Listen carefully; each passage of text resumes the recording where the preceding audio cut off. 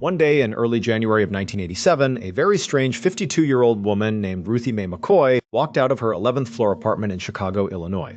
Today was the day that Ruthie was going to be doing one of her self-appointed public duties.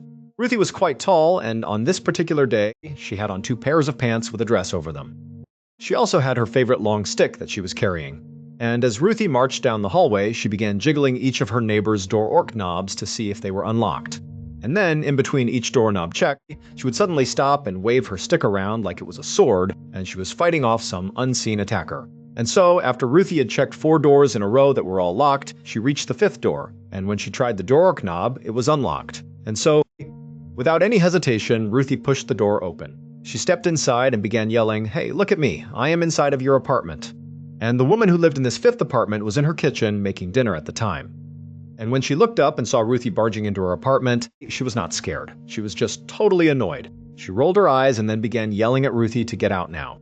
But as always, Ruthie did not listen. And before long, Ruthie had moved from the door frame into the apartment right into the kitchen, where she was waving her stick around wildly and berating this young woman for leaving her front door unlocked in this very dangerous apartment building. The young woman yelled at Ruthie a few more times to try to get her to just leave, but Ruthie did not budge. And so eventually, this young woman picked up the phone and called 911. It would turn out the 15-story apartment building that Ruthie and this young woman and all of their neighbors lived in was indeed a very dangerous place to leave your front door unlocked. In fact, at the time, in the late 1980s, this particular apartment building was considered to be one of the most dangerous places in all of Chicago, with a murder occurring there nearly every week. Gangs basically ruled the building, which was totally falling apart and totally decrepit, and had these long, dark hallways that thieves and killers could hide in. And so Ruthie was not wrong in trying to get her neighbors to keep their doors locked. But her very hands-on approach to delivering this message was never met with appreciation from the people who lived on her floor. Instead, her neighbors viewed Ruthie as potentially more hazardous than anything Ruthie was trying to protect them from. However, in reality, Ruthie was not a threat to her neighbors. She was just totally mentally unstable and basically afraid of everything.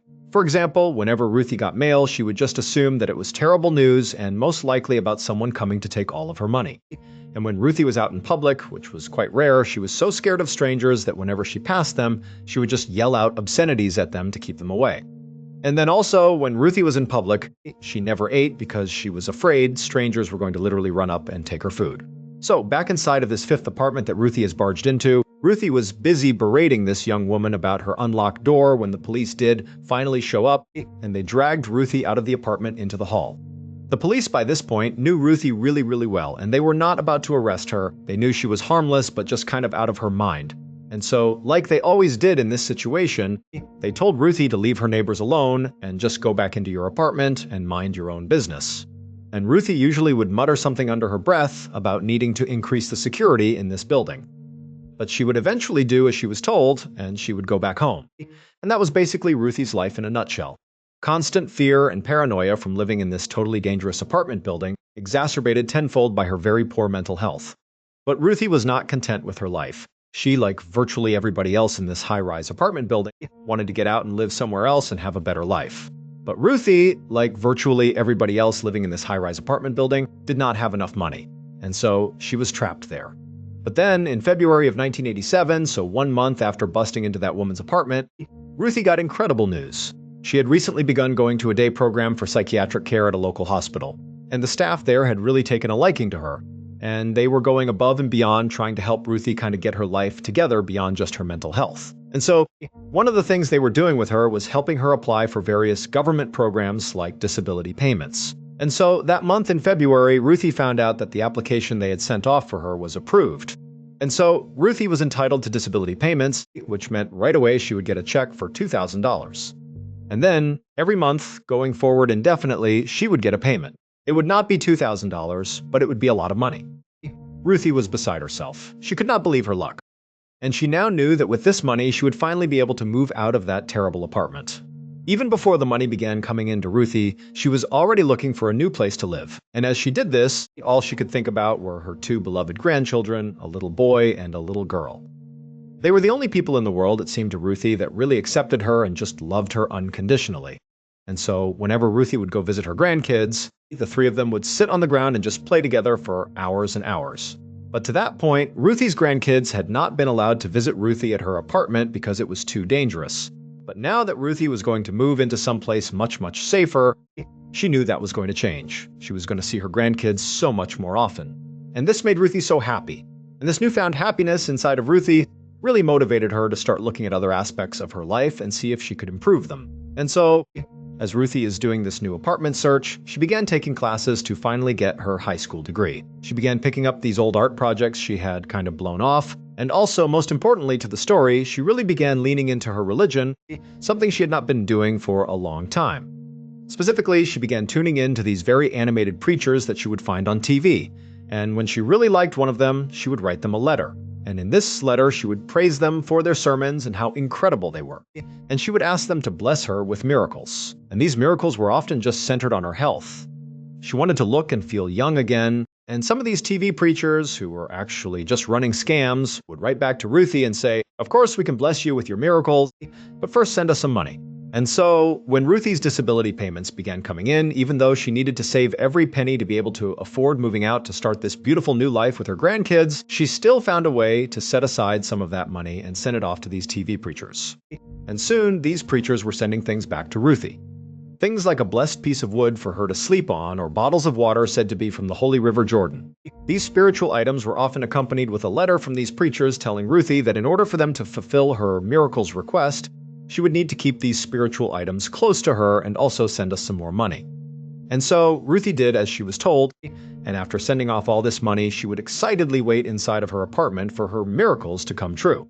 And while she waited, she began tacking up all these newspaper articles all over her apartment of these people who miracles had happened to them, that supposedly God had fixed their teeth, or eradicated a tumor in their brain, or cured them of cancer. And in all of these stories, the person who the miracle happened to would describe looking in the mirror one day and just looking different. And that was the moment they knew that this miracle had occurred. And so, Ruthie, believing this was bound to happen to her any day because she was working with these TV preachers, began going to her bathroom mirror all the time and just looking at herself, looking for some visible change in her appearance that would indicate one of her miracles had come true.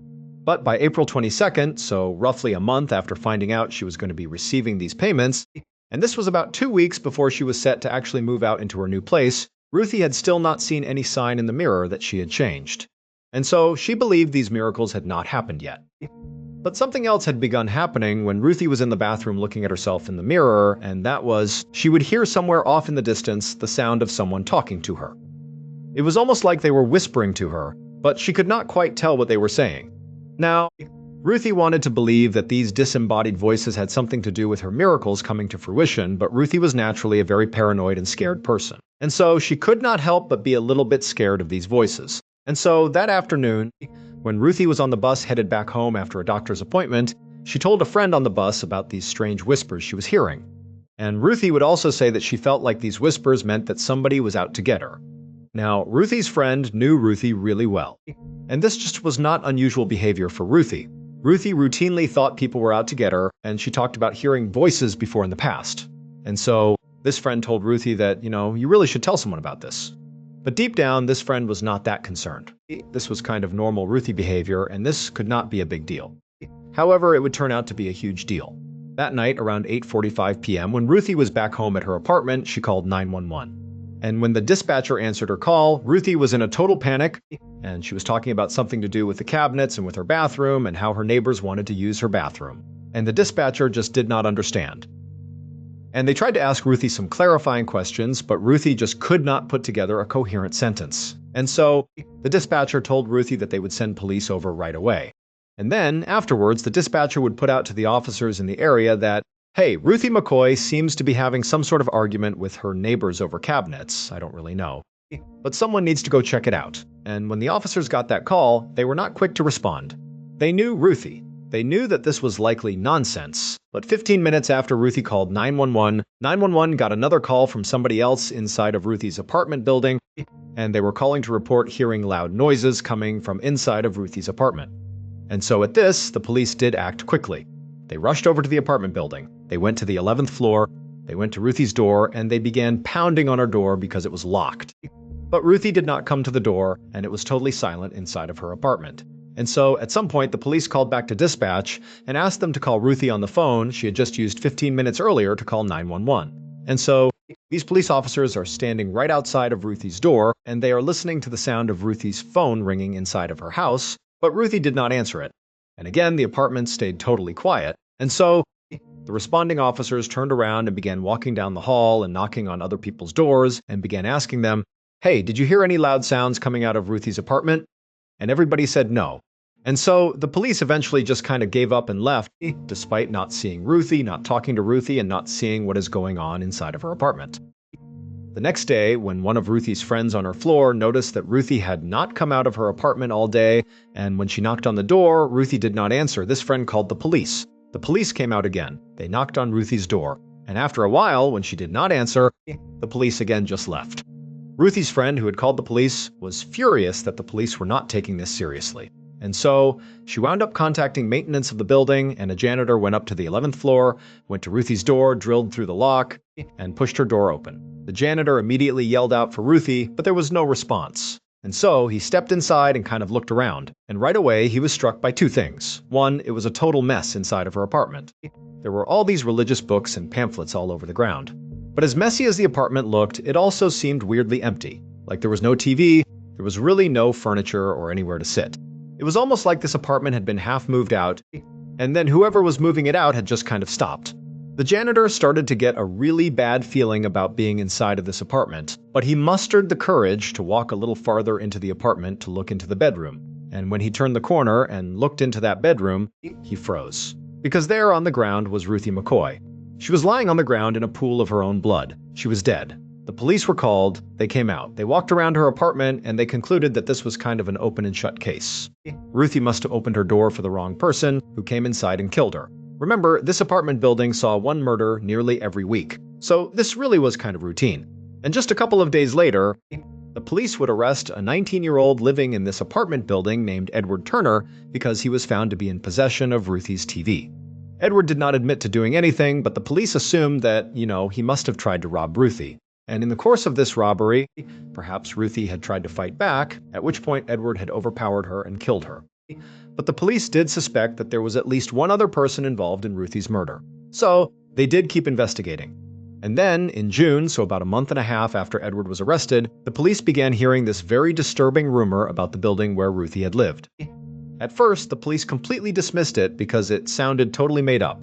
But when it kept coming up over and over again whenever they interviewed anybody in this building about Ruthie's murder, the police finally decided they had to at least look into it in order to confirm that it was not true. However, when the police looked into this rumor, they would discover that it was true, and it absolutely played a role in Ruthie's murder back on the night of April 22nd, 1987, so the night that Ruthie called 911 in a panic, saying something about her cabinets and her neighbors and her bathroom. Well, what had really happened is Ruthie was home around 8:45 when she heard this loud banging sound coming from her bathroom. And then, before she could go over and inspect the bathroom, her bathroom door flung open. And standing in the doorway was this dark, tall figure who just suddenly took off running through her apartment, out her front door, and out into the hallway. Ruthie was so startled, she had no idea what to make of it. She knew that sometimes she saw things that were not real. And so, she likely struggled to figure out, did that really happen? Am I dreaming? Am I hallucinating? What is going on? And so, with all these thoughts going through her head, she called 911 to get help, but she could not quite describe what had even happened. And so, that is why she began rambling about how her neighbors wanted to use her bathroom, and the cabinets were somehow involved. It was all very confusing. And so, the dispatcher obviously did not understand what was going on, but they told Ruthie, okay, I will pass this along, and the police will be out soon. And so, as Ruthie is waiting for the police to show up, she wanders over to the bathroom where this dark figure has appeared. And she walks inside and she looks at where her mirror had been above her sink. The mirror that she had spent so many hours looking into, hoping for signs of a miracle. And the mirror was gone, and in its place was this big dark hole on the wall, almost like an entrance to a dark tunnel. And as Ruthie is staring at this void, she sees these two dark hands emerge from underneath that come out of the hole and grip onto her sink. And then eyes pop up and a man's head pops up. And then he uses his arms, which are clutched onto the sink, to pull himself up and out of the hole in her wall, where he plopped down on the bathroom floor and then stood up and stared at Ruthie. And then everything after that point would have happened really fast. Ruthie likely began screaming, at which point the first man, the dark figure that had run out into the hallway and prompted Ruthie to call 911, he must have heard Ruthie screaming. And so he came running back in through the front door into Ruthie's apartment with a jacket over his head. And then, at some point, he or the other man, who had come out of the hole in the wall, yelled at Ruthie to get down on the ground. Maybe she did not comply, maybe she did, but after that, 4 gunshots rang out. All 4 shots hit Ruthie, however, these 4 shots did not kill Ruthie right away. And so, Ruthie was very alive as these 2 men stole her TV. They stole her rocking chair and some other things. And Ruthie was almost certainly still alive when the police did finally show up and began knocking on her door and calling her phone. But she was bleeding to death. She could not move, she could not make a sound. But the police just abandoned her, at which point she did die. It would turn out that disturbing rumor that the police heard about this apartment building was that, apparently, people in this building had learned that you could pull off your mirror inside of your bathroom and literally climb into the walls. And from that point, you could basically wander all over this building and then punch other people's mirrors in their bathrooms in, and then climb through that hole and do whatever you wanted to the people inside of that apartment. And so, when Ruthie began hearing those whispers when she was in her bathroom looking at the mirror hoping for a miracle, those were the sounds of thieves and killers and criminals slinking about her walls. Detectives speculated that the 2 men who killed Ruthie likely found out about her disability payments and decided to rob her. However, the 2 men that police arrested, the 19-year-old Edward Turner, who was found in possession of her TV, and this other man who was also arrested, were ultimately acquitted because there were so many people crawling through the walls all day and night inside of this building that there was no way to prove that those 2 were the ones who actually went in and killed Ruthie. To this day, no one else has ever been charged with Ruthie's murder. What happened to Ruthie became the basis for the very popular horror movie called The Candyman, starring Tony Todd. On Thanksgiving morning in 1900, an 18-year-old named Thomas Pedler told his mother that he was going out for a bit, but he would be back in time for turkey that afternoon. And then, he grabbed his jacket and his coat and he headed out the door. Thomas lived in a very working-class neighborhood in San Francisco, California, where, generally speaking, nothing big really ever happened. It was kind of a place where people just worked, and that was it. But on this day, something huge was happening in Thomas's neighborhood. The big football game between Stanford University and the University of California was taking place at the stadium in Thomas's district. And they were expecting over 20,000 people to cram into this stadium. And so, Thomas was not about to miss this incredible spectacle, even though he did not have enough money to buy a ticket. But he knew he would find a way to watch this game. And so, Thomas leaves his house and he runs to the stadium, which was not far from his house. And he waited in front of the front gate where all these people are streaming in to go into the stadium. And around 11 a.m., Thomas's very close friend Charles, who was also a young man, made his way to the front gate. The 2 met up, and at first, their plan was to try to sneak in with the horde of people that were making their way into the stadium. But even though they were still hours away from the opening kickoff of this big game, which was at 2:30 p.m., the stadium was packed. I mean, there was nowhere to sit. There was nowhere to stand. People that had tickets, who were going in or looking around thinking, where are we going to watch this game? And so Thomas and Charles are kind of like, well, what is the point of sneaking in if there is nowhere to watch? And so they decided, okay, we need to find another way to watch this game. And so they began looking around and they noticed there was a huge fence that lined the perimeter of the stadium. And they saw there was some people kind of climbed up on this fence, trying to get a view down onto the field. And pretty quickly, when Thomas and Charles decided they would try to do that too, they saw that all the good spots on this fence were already taken. The spots that were open provided no view onto the field, and so that option as well did not work. And so Thomas and Charles are frustrated. They are starting to worry that they will not see this big game. But when they walked back over to the front gates of the stadium, they happened to notice across the street was this group of people rushing over to this big white brick factory building, and they were literally placing ladders up against the sides of this building and beginning to climb up it. I mean, this is a 5-story building, and they are just basically free climbing the windows and the fire escapes. And Thomas and Charles realized that the top of this factory was flat and provided a perfect view down onto the field. And so, all these people, they are trying to get a good seat to watch this game. And so, without any hesitation, Thomas and Charles decide they are going to do that too. So, they left the stadium. They ran across the street and they began climbing up the ladders and climbing the windows and the fire escapes until finally they made it onto the roof, 55 feet off the ground. And when they got up there, there was not that many people. And so, Thomas and Charles were able to run right over to the front edge of this building and claim a spot with an absolutely perfect view of the game. A couple of hours later, at 2:30 p.m., when the game actually started, the rooftop that Thomas and Charles were on was now completely packed with people. Hundreds of people have climbed up onto this factory. There were some factory workers down below telling people, do not do this. Do not climb on top of this factory. It is not safe. But nobody listened to them, and the police either did not notice this was happening or they did not care. And so there was all these people that are on this roof. They are all super excited, and the game has begun. It is 2:30. And as soon as the game started, it was like the crowd in the stadium, which could be heard very easily from this rooftop, just kind of erupted. And there were all these bands playing in the stadium. I mean, it was chaos down below, and it really caught on the roof. All these guys, including Thomas and Charles, they are getting amped about this game. They are singing, they are chanting, they are screaming, they are yelling. I mean, it is total chaos. And Thomas and Charles loved it, but about 20 minutes into the game, as Thomas and Charles are enjoying themselves, and the crowd is still going wild, a dull cracking sound could be heard coming from one side of this roof. And so Thomas and Charles, they kind of spun around to see where this cracking sound had come from.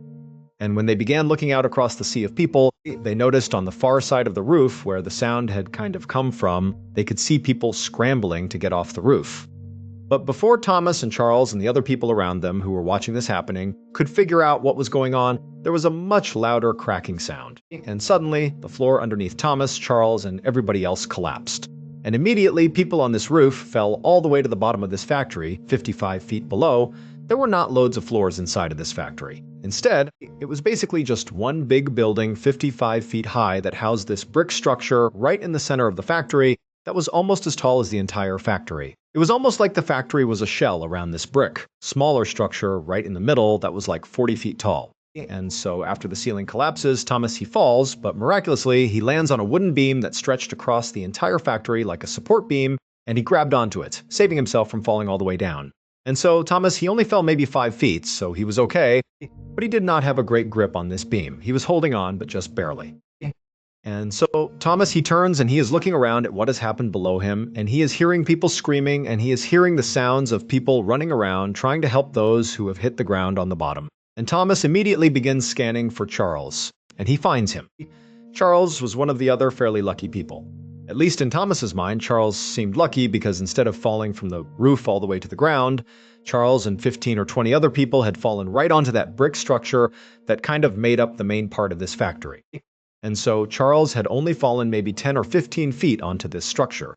And so Thomas is thinking, oh, Charles and these other people, they have survived this fall, they are okay. However, the second Charles and the others, who supposedly were saved by landing on this brick structure, the second they hit that brick structure, despite not suffering catastrophic injuries like broken bones and horrible internal injuries, these people on the brick structure began letting out these primal screams, these just horrible blood-curdling screams. And as they did, these loud, popping sounds began coming out of their bodies.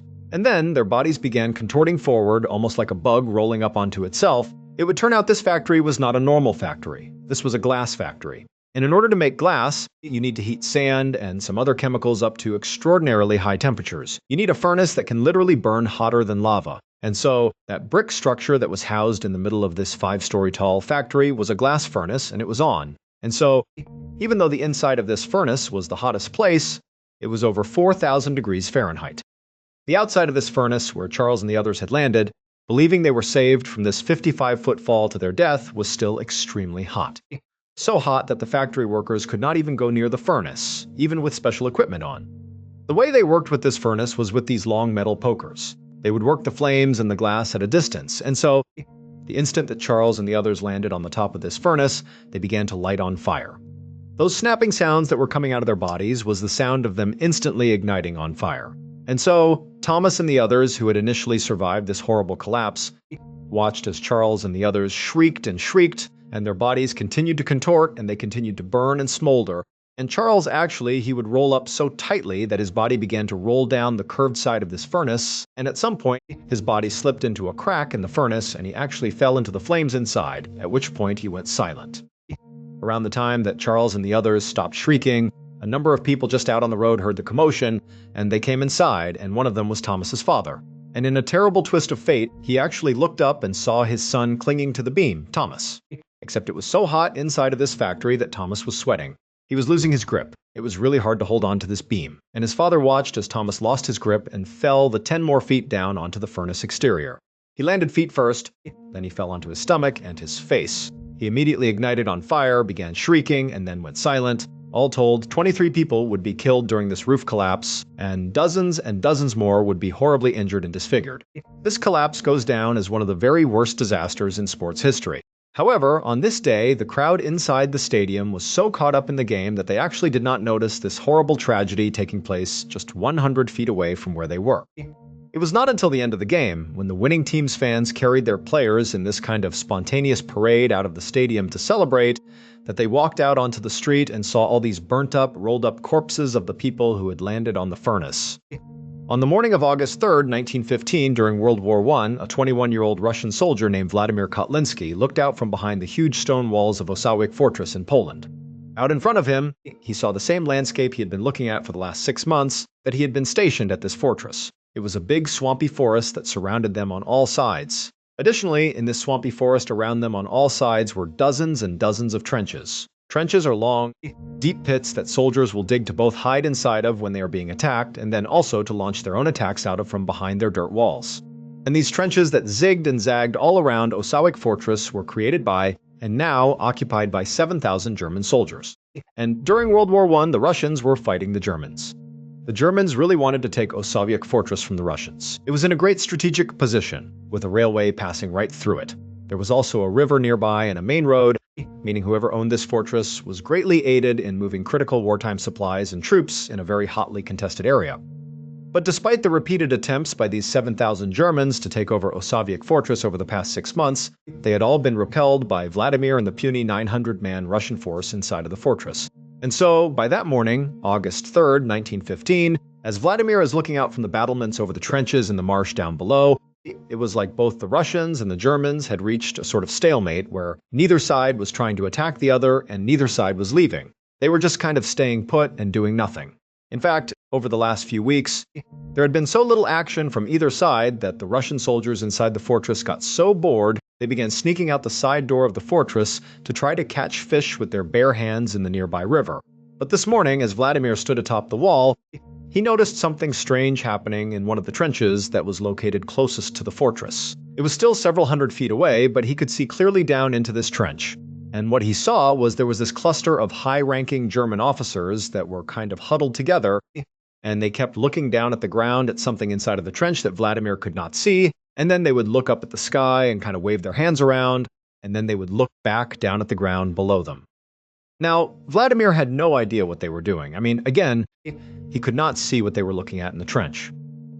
And when he looked up into the sky where they seemed to be looking, it just looked like a regular blue sky. But whatever they were doing, it was making Vladimir feel nervous. Vladimir was a young junior officer, which meant he was in charge of other soldiers. But because he was so new, he lacked experience and credibility, and so really was not considered a serious leader within the army. And so Vladimir, as he is watching this strange behavior, was concerned that if he left now and told his superiors that he was worried about the Germans because they were looking at the sky funny and looking at the ground funny, that it would make him look like he was being paranoid and not a good leader.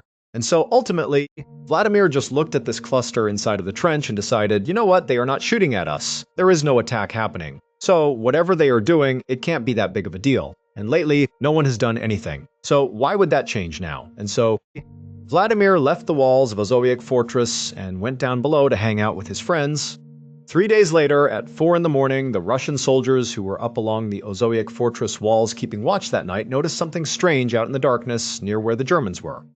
When they looked out, they saw that the dark night air almost looked kind of blurry or wavy. Kind of like if you were looking at air coming off of hot pavement on a sunny day, it would look kind of blurry. That is what the night sky looked like to them. But of course, it could not be because of heat and sun, because it is the morning, it is cold, and it is dark outside. And so, as these Russians are looking out, not sure what to make of this blurry air, they began calling up more Russians to go have a look and figure out what this was. And over the next couple of minutes, as the Russians looked out from behind the walls at this air, they realized what it was. It was this huge grayish-green cloud that was as wide as the fortress was, and the wind was blowing it in their direction. Now, the Russian soldiers had no idea what this was, and so they just kind of stood there watching it in stunned silence. And as they watched, they saw as the cloud would touch any vegetation, like leaves on trees or the high grass in the marsh, it would all turn black and shrivel up. And then, the soldiers began hearing a soft thump, thump, thump, thump, thump, thump out in the darkness. And it was the sound of birds dying and falling to the ground that were inside of this cloud. At this point, the Russians began to panic, and they began to run to sound the alarm to get the other soldiers up to prepare for an attack. But as they did, they began to smell this very harsh chemical smell coming into the fortress, and then, before long, all the Russians could hear was the sound of their comrades coughing.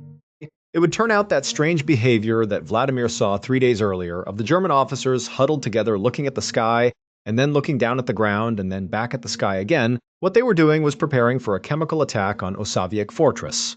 On the ground, out of sight of Vladimir, were canisters containing the poisonous gas. And when the officers would look up and put their hands up, they were gauging if the wind was strong enough and in the right direction to launch the attack. Now, 3 days ago, the wind had not been in their favor. But this morning, at 4 a.m. on August 6, 1915, the wind had been in their favor and they had released the gas. And this gas was quite possibly the worst gas you could ever come up against on the battlefield. It was a combination of chlorine gas and bromine gas. On their own, chlorine and bromine are very toxic and can kill you. But when you mix those two gases, it becomes exponentially more dangerous. The gas mixture binds to moisture and then turns the moisture into hydrochloric acid. Meaning, if a person who did not have a gas mask on came in contact with this poisonous gas, when they inhaled it, it would literally fill their lungs with acid, which would dissolve them from the inside out. And then also, the gas would get into their eyes and into their nose, and the acid there would burrow holes into their skull. And once you have come in contact with this gas, there is nothing anybody can do to save you. You are going to die, except it is going to take a really, really long time. You don't just immediately dissolve. It is this long, drawn-out, excruciatingly painful process.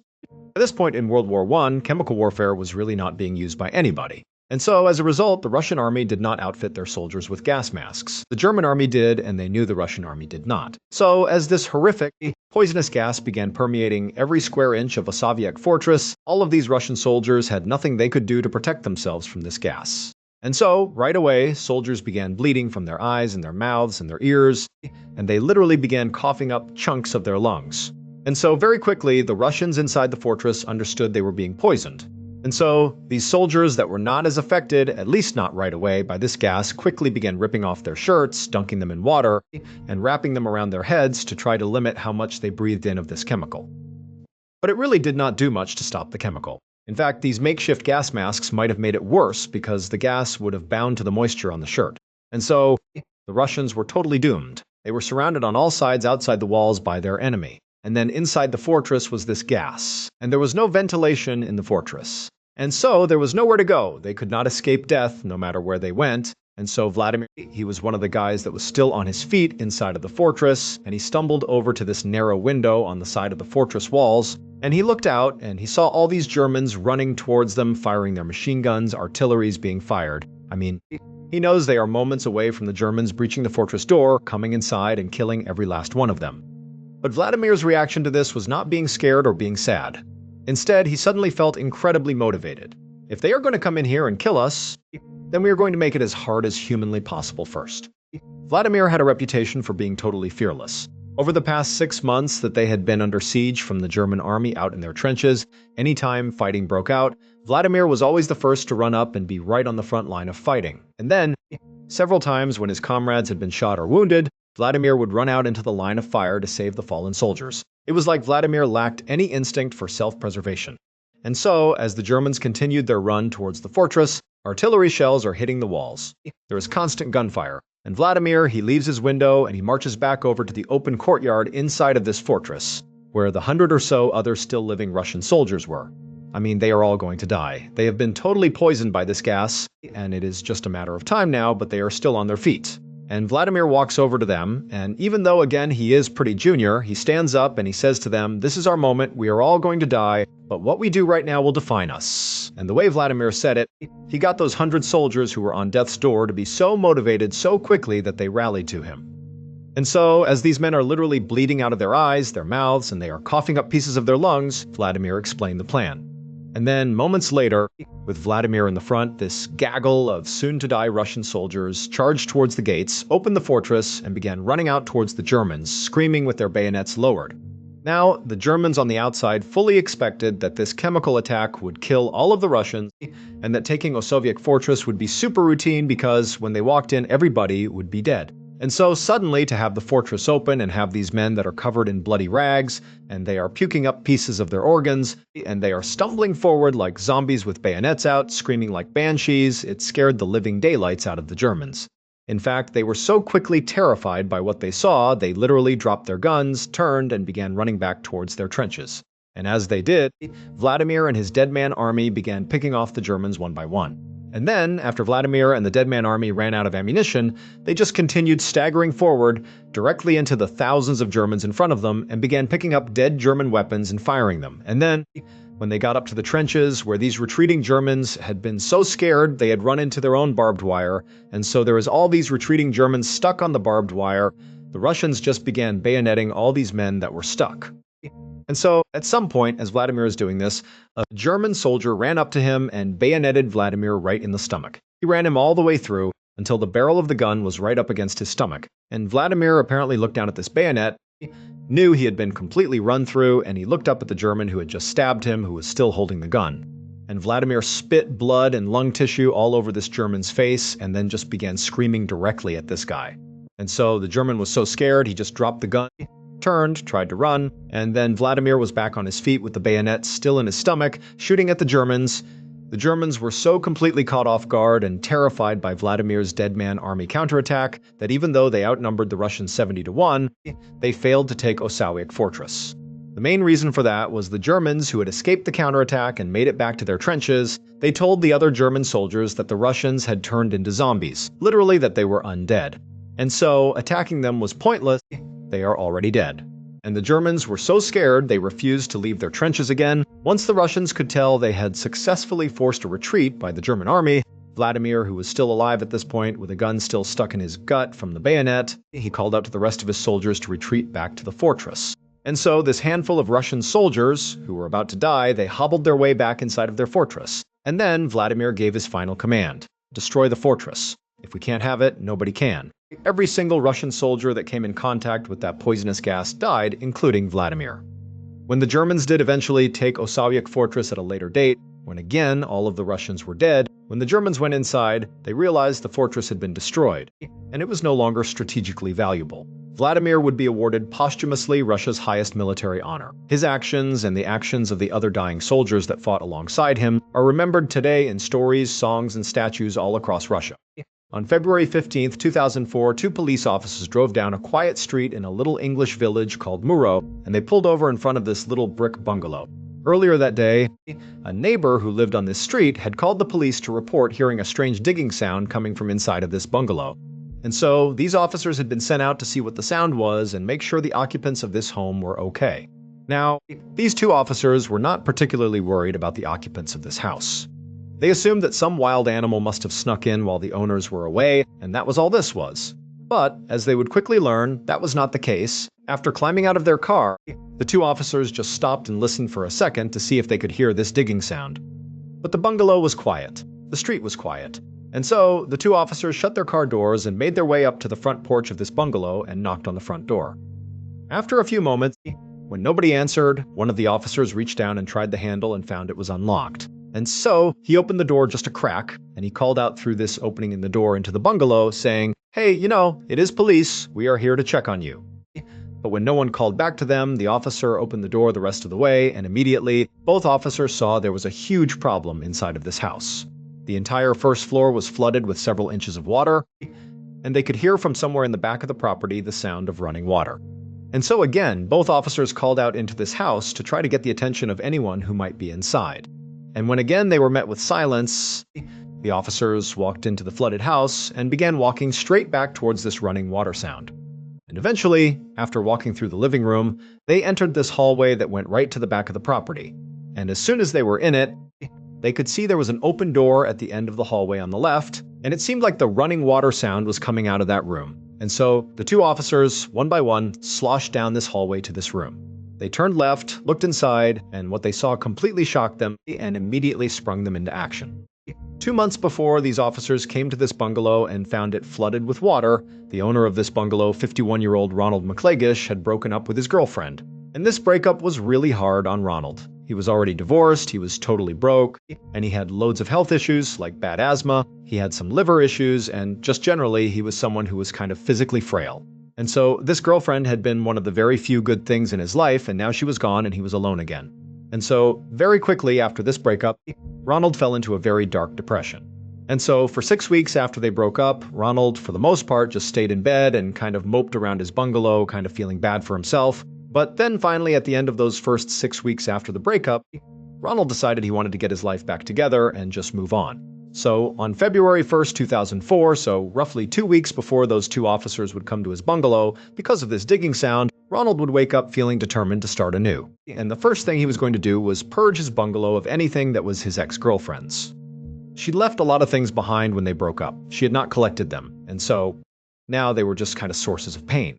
And where most of her stuff was inside of Ronald's bungalow was in this closet in one of the bedrooms at the end of the hall. So that morning, Ronald headed down the hall. He turned left into the bedroom. He opened up the closet. He went inside, and with a trash bag in hand, he began rifling through everything in this closet. And anything that was hers, he would take it and put it right into the trash bag. And at some point, when Ronald was almost done pulling the last few things of his girlfriend's out and into the trash bag, from behind him, he heard this strange sound coming from the bedroom. It sounded like wood bending or creaking, but before he could turn around to see what the sound was, the door to the closet he was in slammed shut with incredible force. And suddenly, Ronald was trapped inside of this closet in total darkness. Now, Ronald was likely shocked at first, but he would have reached and tried for the handle and found that, no matter what he did, he could not open this closet again. And so Ronald began screaming for help and pounding on the door, but nobody came to help him. The closet that Ronald was in was fairly tall, but it was only 2 feet wide by about 2 feet deep, which meant Ronald could only stand inside of this closet. He could not sit down, he could not bend down, he literally was trapped standing. And Ronald did not have water, he did not have food. He knew that no one was going to be checking on him anytime soon. And even though his bungalow was kind of small and shabby, it was built out of brick. And so the likelihood that his calls for help were penetrating outside loud enough that people could hear them and that they would come in and rescue him was pretty slim. And so, at some point that evening, Ronald realized he needed to do something different if he was going to get out of this closet. And so, above him were a series of pipes across the ceiling, and so he reached up and he grabbed one of them and he broke it off. He was likely thinking that with this pipe, maybe he can burrow a hole in the wall and crawl through to another room, or maybe he can punch a hole in the door and somehow unlock it. Or, at a minimum with the metal pipe, smashing it against the wall or the door would be louder than any noise he could make by yelling. However, the second he broke that pipe off the ceiling, something horrible happened. The pipe he broke was a water pipe, and as soon as it was broken, icy cold water began pouring down directly on top of Ronald's head and face. And again, because he can only stand basically in the middle of this closet, he could not get out of the way of this water. It was like he was under a waterfall and could not go anywhere. And so, he likely tried to ignore the water and tried to use the pipe and screamed and did anything he could to get someone to know he was in here. But no one could hear him. And so, it was like he was being tortured with this freezing water. And he is in this tight, claustrophobic space. It is total darkness, and he is totally panicking. And for days and days, that would be Ronald's nightmarish reality. But despite how terrible his circumstances were, Ronald continued to use that pipe to both smash the walls to make loud sounds and also began burrowing into the walls, trying to make a hole. But Ronald was getting weaker and weaker. He became very sick. And also, because the water was constantly hitting his head and face, his skin got so saturated that literally his skin started falling off. It basically opened up into these sores and began to sag, and the water just began brushing his skin off. And so finally, after about a week of being trapped in this closet in these terrible conditions, Ronald realized help was not going to come in time. And so he put his pipe down, he kind of slumped up against the wall, and then closed his eyes. Ronald's neighbor, who called the police, actually did hear Ronald using that pipe to try to dig a hole in his wall. And she heard Ronald smashing the pipe on his door, and she must have heard muffled shrieks and yells. But she did not know what they were, and kind of just decided it was not her business. But when Ronald's house went from all these strange sounds to silence, that was when she called the police and said, "Hey, I had heard some digging sounds coming from the bungalow, and now I don't." And so, when those two police officers arrived at Ronald's bungalow, they went inside, they went down the hallway, they went into the bedroom where Ronald had gone, and they saw this huge wardrobe, which is a big wooden piece of furniture toppled over right in front of the closet. And at the bottom of the closet, they saw 2 human feet protruding from underneath that little space at the bottom of the closet. Those feet belonged to Ronald. He had managed to force his feet underneath the closet. But of course, he could not have fit underneath the closet door. And so, the 2 police officers rushed over, and together, they barely were able to get this wardrobe off of the closet door. And when they opened the door up, Ronald was in there. He was deceased. His body was still in a standing position, kind of rigid and propped up against the wall, and freezing water was still pouring down onto his head. It would turn out no one had intentionally trapped Ronald. Instead, his wardrobe was just unstable, and it happened to topple over at the worst possible moment.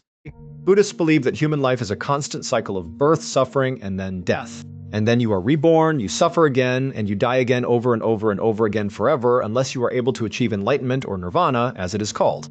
However, no one really knows what nirvana actually is, what it looks like, what it feels like, or where it is.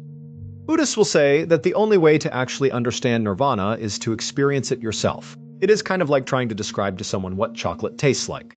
You can use any number of superlatives to describe the flavor, but until that person bites a piece of chocolate, they won't really fully understand it. And so, the goal of all Buddhists is to try to attain nirvana. And every day, hundreds of millions of Buddhists all around the world try very hard to do just that. But within Buddhism, there is a small subset of practitioners who have effectively dedicated their entire existence to attaining nirvana. And these people are the famous Buddhist monks. It is extremely difficult to become a Buddhist monk because the sacrifice is enormous. You have to leave your family, your friends, society, all your possessions, your name, your status, everything, and go live in a monastery, which is a kind of isolated place where monks live. And there, you will spend your life living this very simple, very strict religious life, where basically all you do is try to attain nirvana. As a result of this extreme lifestyle that Buddhist monks live, they have developed a reputation for being some of the most disciplined people on the planet. But even by Buddhist monk standards, their sacred ritual of Sokushimbutsu takes discipline to a whole another level. Sokushimbutsu was created over 1,000 years ago up in the rugged mountains of northern Japan by a sect of Buddhists called the Shingon. And the Shingon believed that you could attain nirvana through physical punishment. And out of that idea was born the incredibly brutal Sokushinbutsu ritual. In short, Buddhist monks can choose to participate in this ritual, and if they successfully complete it, they might attain nirvana, but they won't know until the ritual is over. Meaning, it is kind of like a big gamble. Put yourself through absolute hell, and maybe you have this huge payoff, but maybe not. However, trying to attain nirvana through other means was really difficult. There was no other really clear pathways to nirvana. And so having this one distinct pathway, no matter how difficult it was really appealing. And so, since its creation, hundreds and hundreds of Buddhist monks have tried it. And maybe less than 100 have actually successfully completed it. And then, of that 100 or less, only 24 have actually attained nirvana through this process. The instructions for Sokushinbutsu are actually quite simple. There are 3 phases. Phase 1 is called Mokuja Kigyo, which roughly means tree-eating training, and it is primarily focused on the monk's diet. It takes 1,000 days to complete this phase. However, most monks go much longer than 1,000 days. During this phase, monks will only eat byproducts of trees, things like seeds, nuts, tree bark, tree roots, and pine needles, and they will collect all this food on their own. It should be noted, though, that some monks in this first phase will ingest small rocks. This is likely done because they are starving and they can't find food. And by eating the rocks take up space in their stomach and kind of curb their appetite a little bit. But because they don't actually digest the rocks, they are not technically breaking the Phase 1 diet restrictions. And so, they can continue on with this ritual. Additionally, during this first phase, the monks adhere to a very involved and strenuous physical exercise routine. And then, whenever they are not foraging for food or exercising, they are meditating at the end of the 1,000th day of Phase 1. If the monk has survived, because sometimes Phase 1 monks do die mostly from starvation, it is up to them if they are ready to move on to Phase 2. This decision ultimately comes down to whether or not, 1, the monk actually adhered to the strict rules of Phase 1, something really only that monk would know, and then 2, whether or not the monk actually believes they are spiritually ready to move on to Phase 2. Phase 2 is much shorter than Phase 1, but it is significantly more challenging. And so, the monks going into Phase 2, they really need to kind of bring their A game and have no second thoughts. They need to be fully committed to Phase 2 in order to successfully complete it. For reference, most of the 24 monks who successfully attained nirvana through this ritual repeated Phase 1, 2, or even 3 times, just to make sure they really were ready. Phase 2 is called Nyujo, and it roughly translates to deep meditation. But a better way to think about what this phase entails is these monks need to enter into a sort of trance-like state, almost like an out-of-body experience. Because what they are going to go through in this phase is so physically uncomfortable that unless you are able to kind of detach mentally, there is just no way to go through with it. And so during the second phase, the monks will sit down and meditate basically constantly for 100 straight days. And during that time, they don't eat any more tree byproducts or rocks. Instead, they have a liquid diet. They drink a little bit of salt water, and they drink a lot of a very particular kind of tea. The tea is made from Toxicodendron vernicifluum tree bark, which contains the same toxin in poison ivy.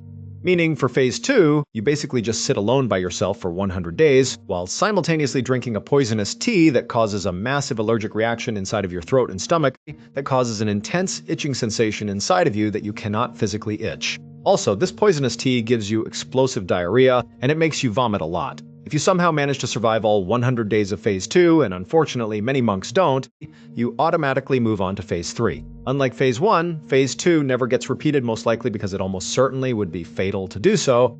Phase 3 is either the easiest or the hardest part of the Sokushinbutsu ritual, depending on how you look at it. It does not have a name like the other two phases, perhaps because so few people make it to this part of the ritual, but regardless, Phase 3 definitely has a strict set of rules like the other two phases.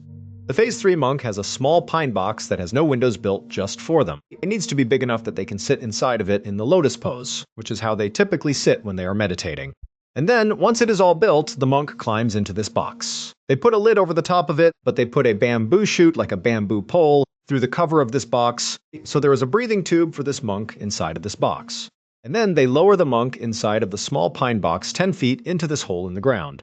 And then, once they ensure the bamboo pole is going to be above ground so they can breathe, they fill the hole in with charcoal. Before we cover what happens next in Phase 3, you need some context about what this ritual is actually doing to the monks performing it. Phase 1 tree-eating training serves two purposes. The first is it is kind of like a big gut check. It really shows who wants to do this ritual and who does not. It is kind of like if you can't complete Phase 1, you certainly can't complete Phase 2 or Phase 3. So, it is like a filter. It weeds out the weak monks. The second purpose of Phase 1 is to literally shrink the monk. The tree-eating diet, combined with the constant physical exercise, removes all of their body fat and a lot of their muscle. And so, they are incredibly lean by the end of Phase 1. And this will be significant when we talk about the end of Phase 3. Phase 2, deep meditation phase, serves two purposes as well. The first purpose is that it puts the monk into that trance-like state. And then, the second purpose it serves is the toxin inside of this poisonous tea kills off all of the naturally occurring bacteria and parasites inside of the monk. Again, that will become significant when we get to the end of Phase 3. Speaking of which, so in Phase 3, the monk is put in their box, they are lowered 10 feet into the ground, the breathing bamboo shoot is installed, the charcoal is dumped on top of them, and then for several days the third phase monk will sit in total darkness and meditate constantly. And each day, they have a bell down there with them. They ring the bell. That is the only thing they have to do besides meditate. And above ground, there is a team of monks that are supporting this ritual, and they are listening for that bell. And the first day they don't hear the bell, it means the monk in the box has completed the ritual. And now it is time to see if they have attained nirvana. In Buddhism, someone whose body does not decay, meaning a mummy, is someone who has cheated death. And to cheat death is to remove yourself from the vicious human life cycle of birth, suffering, death, and repeat. Meaning, becoming a mummy is a way to attain nirvana. And so Sokushinbutsu is a self-mummification ritual.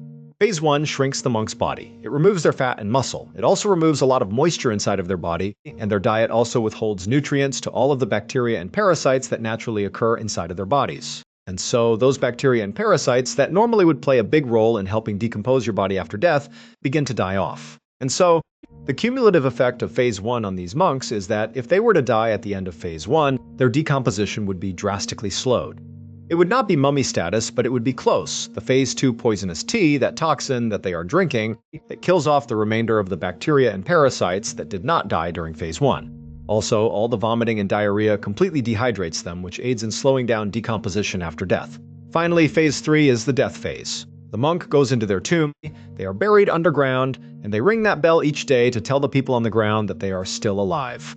And then, when the bell stops ringing, it means the monk in the box is dead, at which point the crew on the ground removes the bamboo breathing pole and then lets the body sit in the box underground for another 1,000 days. And then, after 1,000 days, they pull the box up, they lift the lid off. And if there is little to no signs of decay on their body, it means the self-mummification ritual worked. They are a mummy, they have attained nirvana, and now their body is holy.